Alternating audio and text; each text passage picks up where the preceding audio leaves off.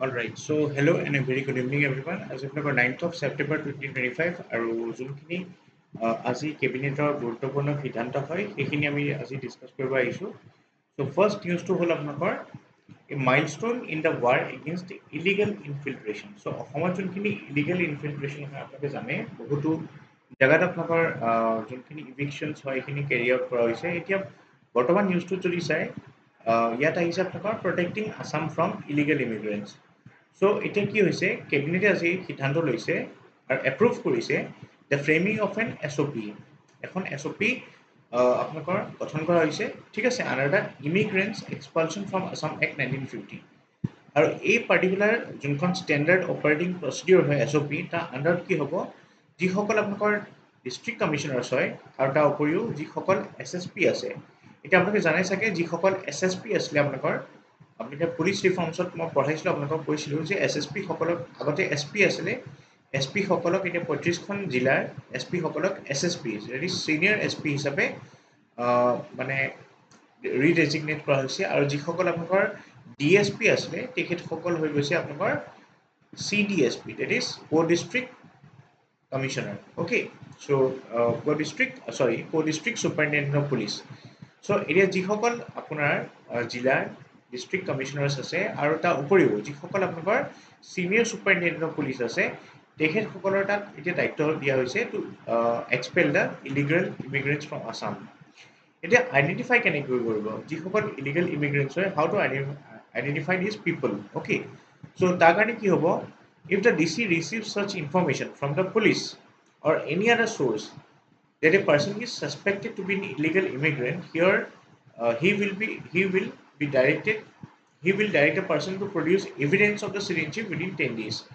Suppose ধৰি লওক আপোনালোকৰ যদি DCA ডিষ্ট্ৰিক্ট কমিশ্যনাৰে যদি কিবা ইনফৰ্মেশ্যন পায় either from police or any other general citizen যে এজন পাৰ্টিকুলাৰ ব্যক্তি বা তেখেতৰ ফেমিলি কি হয় ইলিগেল ইমিগ্ৰেণ্ট হয়, চ' তেনেকুৱা যদি ইনফৰ্মেশ্যন পায় তেতিয়াহ'লে এইটো দায়িত্ব হ'ব সেই পাৰ্টিকুলাৰ ডিষ্ট্ৰিক্ট কমিশ্যনাৰজনৰ তাত যে তেখেতে সেই পাৰ্টিকুলাৰ পাৰ্চনজন যোনজন ইলিগেল ইমিগ্ৰেণ্ট বুলি কৈছে সেই মানুহজনৰ পৰা আপোনালোকৰ উইদিন 10 days তেখেতৰ চিটিজেনশ্বিপৰ প্ৰুফ বিচাৰিব, ঠিক আছে। আৰু if the DC finds that the evidence submitted by the suspected illegal immigrant is not sufficient, okay, or satisfactory to prove his citizenship of India, he will record his opinion in the writing identifying the person to be an illegal immigrant, which shall consist of a concise statement of facts and findings thereof with reasons. মানে suppose ধৰি লওক আপুনি কোনোবা এজন যদি ব্যক্তিৰ চিটিজেনশ্বিপৰ ওপৰত ধৰক ছাছপেক্ট হৈছে, ঠিক আছে, আৰু তেখেতে মানে ডিষ্ট্ৰিক্ট কমিশ্যনাৰক যথেষ্ট তথ্য দিব পৰা নাই যে তেখেত এজন চিটিজেন হয় বা ভাৰতৰ এজন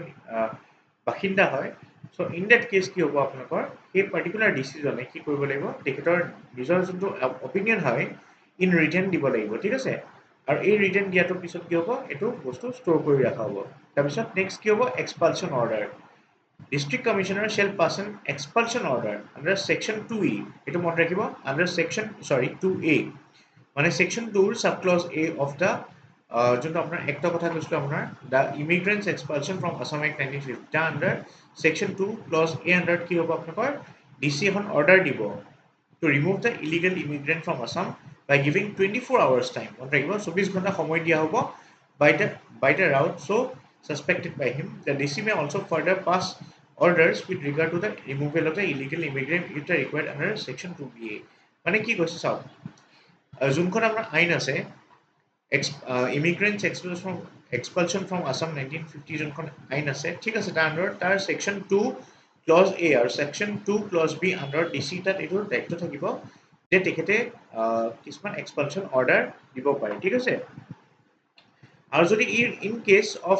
DFNs identified by foreigners tribunal, ঠিক আছে, যিসকল আপোনালোকৰ তেনেকুৱা লোকসকলক যদি মানে ফৰেনাৰ্ছ ট্ৰাইব্যুনেলে আইডেণ্টিফাই কৰে,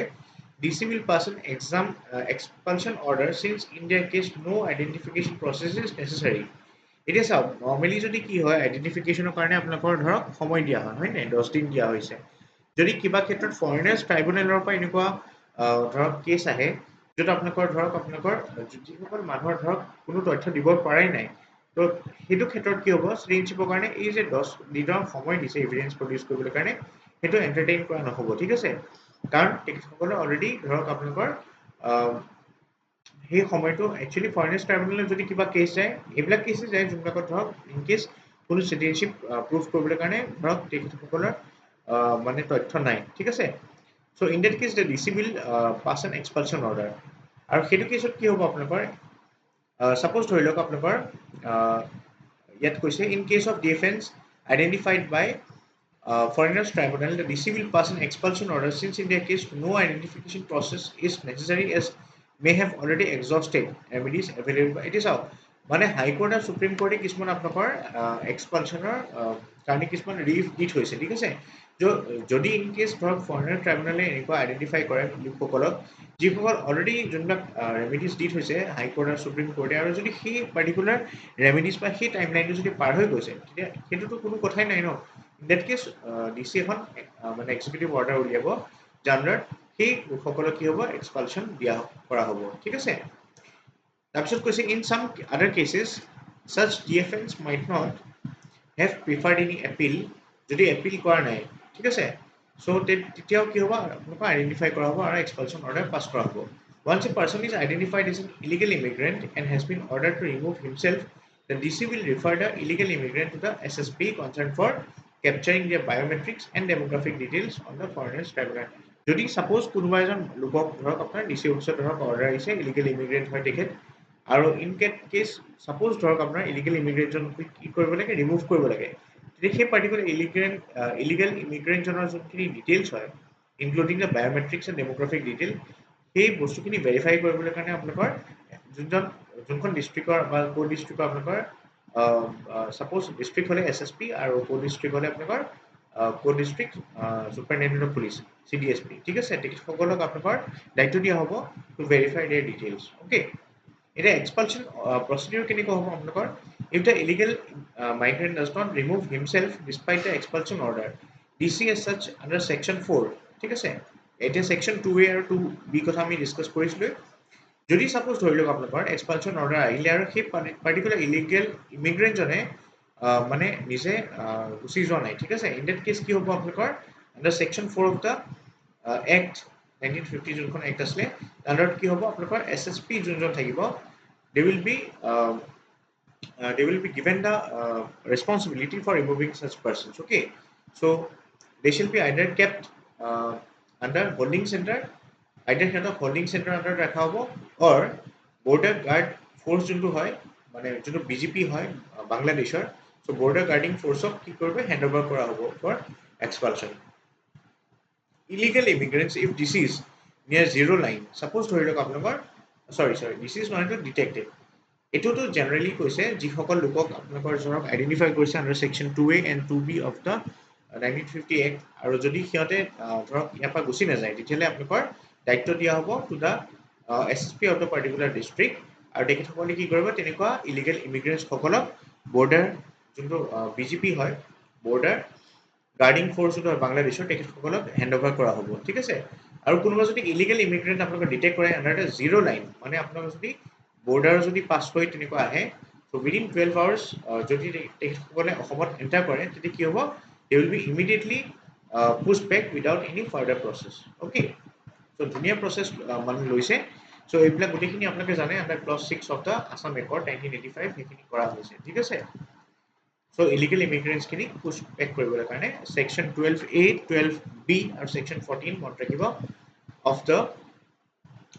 of this particular act immigrants expulsion from Assam Act 1950 okay next news আছে আপোনালোকৰ which is related to Himachal Pradesh আপোনালোকে জানে হিমাচল প্ৰদেশত কি হৈছে বহুত ডাঙৰ এটা আপদ আহিছে ডিজাষ্টাৰ আহিছে ঠিক আছে and that is related to flood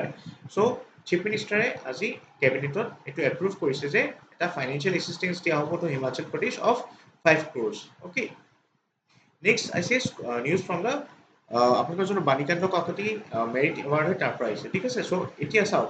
যিসকল ষ্টুডেণ্টছে ঠিক আছে লাগিলে ল'ৰা হওক ছোৱালী হওক ছাপ'জ 80% মাৰ্কছ এণ্ড এবভ এতিয়া চাওক বাণীকান্ত কাকতি এৱাৰ্ডত তেনেকুৱা আছিলে যে আগতে ছোৱালী কেণ্ডিডেট যোনখিনি গাৰ্ল কেণ্ডিডেটছ হয় তেখেতসকলক 60% লাগে আৰু ল'ৰাসকলক 75% লাগে এতিয়া বাণীকান্ত কাকতি যোনটো আপোনালোকৰ মেৰিট এৱাৰ্ড হয় যাৰ আণ্ডাৰত স্কুটি দিয়া হয় for students of class 12, that is HSSLC, মানে higher secondary I mean senior secondary যোনটো হায়াৰ আপুনি ক'ব পাৰে যে চৰি ছিনিয়ৰ ছেকেণ্ডেৰী যোনটো আপোনালোকৰ মানে living exam, leaving certificate exam হয় SSLC, আৰু আমি HSLC কওঁ higher secondary school leaving certificate, ঠিক আছে। চ' তাৰ আণ্ডাৰত কি হ'ব, এতিয়া যিসকল ষ্টুডেণ্টছে ইৰেছপেক্টিভ ল'ৰা হওক ছোৱালী হওক তেখেতসকলক 80% এণ্ড এবভ লাগিব। যদি তেখেতসকলে 80% এণ্ড এবভ পাইছে, চ' তেখেতসকলে এবাৰ মানে ডেট মিনছ 425 যোনখিনি ষ্টুডেণ্ট হয় সিহঁতে এবাৰ বাণীকান্ত কাকতি মেৰিট এৱাৰ্ড পাব। আৰু এইবাৰ যদি চাই 2024-25 মানে যিসকলে মেট্ৰিক মানে হায়াৰ ছেকেণ্ডেৰী দিছিল চৰি অফ 2024-25 বেটছৰ তেনেকুৱা 11,250জন মানে 11,250জন ষ্টুডেণ্ট আছে যোনে স্কুটি এবাৰ পাব। নেক্সট নিউজ আছে from the streamlining agriculture marketing. So' এতিয়া কেবিনেট আপোনালোকৰ এমেণ্ডমেণ্ট কৰিছে in the Assam Agricultural Product and Livestock Marketing Promotion and Facilitation Act 2020। তাৰ আণ্ডাৰত কি হ'ব, যিসকল আপোনালোকৰ স্মল এণ্ড মাৰ্জিনেল ফাৰ্মাৰ্ছ আছে, ঠিক আছে, তেখেতসকলক এনহেঞ্চড মানে মাৰ্কেট এক্সেছ দিয়া হ'ব, ঠিক আছে। চ' এইখিনি নিউজ আছিলে আপোনালোকৰ আজিৰ কেবিনেটৰ বৈঠকৰ গুৰুত্বপূৰ্ণ সিদ্ধান্ত। Hope you like this video'. যদি চেনেলটো ভাল পায় আপোনালোকে লাইক শ্বেয়াৰ ছাবস্ক্ৰাইব কৰিব। এনেকুৱা কেবিনেটৰ ভিডিঅ'জৰ প্লেলিষ্টও আছে, আপোনালোকে চাই ল'ব পাৰে, আৰু তাত আপোনালোকে ভিডিঅ'জখিনি চাই পেলাই আপোনালোকৰ নিজৰ যোনখিনি কাৰেণ্ট এফেয়াৰ্ছ হয় related to Assam cabinet decision সেইখিনি আপুনি আপডেট কৰিব পাৰে, ঠিক আছে। চ' থেংক ইউ ফৰ ৱাচিং দিছ ভিডিঅ', আৰু অন্যান্য ভিডিঅ' চাবলৈ কাৰণে আপোনালোকে চেনেলটো লাইক শ্বেয়াৰ ছাবস্ক্ৰাইব কৰিব। চ' থেংক ইউ ফৰ ৱাচিং this video' and have a good day head.